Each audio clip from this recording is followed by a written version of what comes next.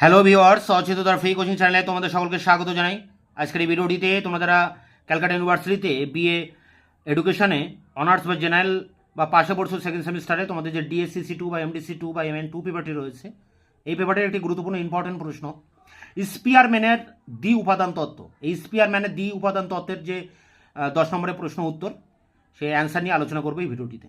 দেখো, ব্রিটিশ মনোবিজ্ঞানী Charles Spearman 1904 সালে সম্পূর্ণ গণিত নির্ভর বুদ্ধির একটি তাত্ত্বিক ব্যাখ্যা আমেরিকান জার্নাল অফ সাইকোলজিতে প্রকাশ করেন।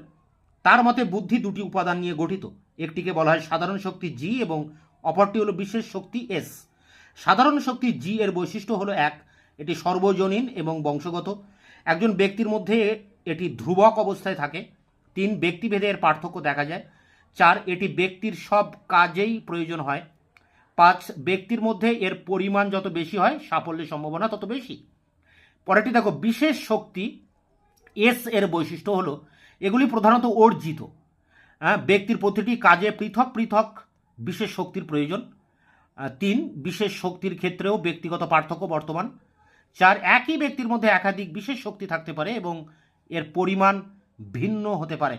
পূর্বেই উল্লেখ করা হয়েছে যে প্রতিটি যে বৌদ্ধিক কাজে সাধারণ শক্তি ও বিশেষ শক্তির প্রয়োজন।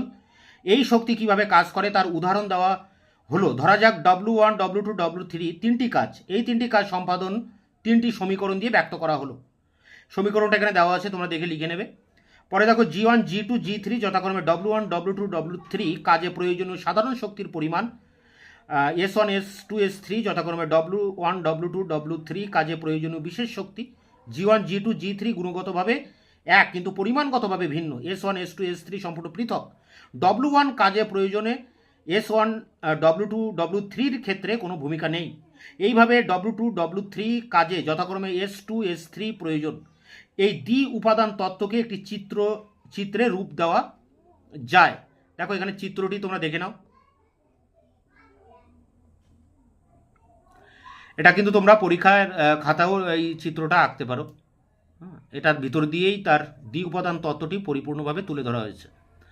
পরে দেখো কি বলা হয়েছে, চিত্রে দেখানো হয়েছে W1, W2, W3 কাজে জি বিভিন্ন পরিমাণে প্রয়োজন। যথাক্রমে G1, G2, G3। আবার W1, W2, W3 কাজে প্রয়োজনীয় বিশেষ উপাদান হলো যথাক্রমে S1, S2, S3 যা পরস্পরের সম্পূর্ণ ভিন্ন। চিত্রে ভিন্ন ভিন্ন চিহ্ন দ্বারা দেখানো হয়েছে। পূর্বে উল্লেখ করা হয়েছে তত্ত্বটি সম্পূর্ণভাবে গণিত নির্ভর। স্পিয়ারম্যান তার দ্য অ্যাবিলিটিস অফ ম্যান পুস্তকে 4টি অভিক্ষার বিপরীতার্থক, সম্পূর্ণকরণ, পার্থক্যকরণ এবং বাতিলকরণ ফলের মধ্যে পরস্পর সহ সম্পর্ক নির্ণয় করেন এবং 4x4 কোরেলেশন ম্যাট্রিক্সে সহ সম্পর্কের মানগুলি বিন্যস্ত করেন। প্রকৃত নয় মনে করা হয়েছে, যা নিম্নে দেখানো হলো। দেখো, নিচে আরেকটি এই শব্দ দেওয়া হয়েছে, এটিও কিন্তু তোমরা এখানে লিখতে পারো। দেখো, যেখানে RBA অর্থাৎ বিপরীতার্থক এবং পার্থক্যকরণের মধ্যে সহসম্পর্ক, RPQ সম্পূর্ণকরণ এবং বাতিলকরণের মধ্যে সহসম্পর্ক, RQA বিপরীতার্থক এবং বাতিলকরণের মধ্যে সহসম্পর্ক, RQP বাতিলকরণ এবং সম্পূর্ণকরণের মধ্যে সহসম্পর্ক। তিনি দেখান যে এই ফর্মুলাটা তোমরা লিখবে। একেই টেট্রাড সমীকরণের পার্থক্য বলে। এই টেট্রাড সমীকরণের পার্থক্য শূন্য হওয়ায় গাণিতিক প্রক্রিয়ার সাহায্যে তিনি মন্তব্য করেন যে উক্ত 4টি অভিজ্ঞার মধ্যে একটি সাধারণ শক্তি আছে এবং প্রতিটির জন্য একটি করে 4টি বিশেষ শক্তি আছে। স্পিয়ারম্যানের এই দ্বি উপাদান তত্ত্বের অনেকেই সমালোচনা করেন। তার মধ্যে থর্নডাইক ও থমসন উল্লেখযোগ্য। থমসন কি বলছেন দেখো, টেট্রাড সমীকরণ শূন্য হলে একটি সাধারণ শক্তি এবং 4টি বিশেষ শক্তি অপরিহার্য তা বলা যায় না। থর্নডাইক বলেন বুদ্ধি অনেকগুলি পরস্পর নিরপেক্ষ শক্তির সমন্বয়, দুটি শক্তির সমন্বয় নয়। থর্নডাইক ও থমসনের সমালোচনার প্রেক্ষিতে স্পিয়ারম্যান তার তত্ত্বে সংশোধন করেন। দলগত শক্তি জি কল্পনা করেন। এই দলগত শক্তি একদিকে যেমন সাধারণ শক্তি জির মতো সর্বজনীন নয়, তেমনি আবার এস এর মতো নির্দিষ্ট কাজেই প্রয়োজন তা নয়। এর মাঝামাঝি অর্থাৎ একাধিক কাজে এর উপস্থিতি দেখা যায়, কিন্তু সব কাজে নয়।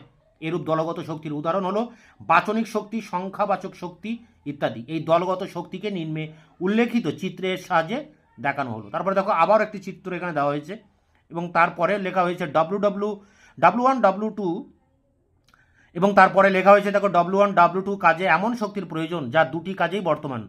জি দ্বারা চিহ্নিত, কিন্তু W3 কাজে প্রয়োজনীয় নয়। একে স্পিয়ারম্যান জি বা দলগত শক্তি বলেছেন।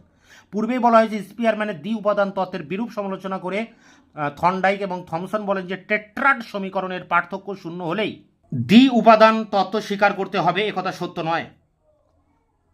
বহু উপাদান হলেও টেট্রাড সমীকরণের পার্থক্য শূন্য হতে পারে। কোনো কোনো ক্ষেত্রে সমালোচনা সত্ত্বেও সমর্থন করেও স্বীকার করতেই হয় যে স্পিয়ারম্যানের দ্বি উপাদান তত্ত্বের উপর গবেষণা বুদ্ধির ক্ষেত্রে এক নতুন দিগন্ত উন্মোচন করেছে, বিশেষ করে শিক্ষা ও বৃত্তি নির্দেশনার ক্ষেত্রে এবং বুদ্ধি ও ভিক্ষা প্রস্তুতিতে এর অবদান বিশেষভাবে উল্লেখযোগ্য। তো এই ছিল স্পিয়ারম্যানের দ্বি উপাদান তত্ত্ব।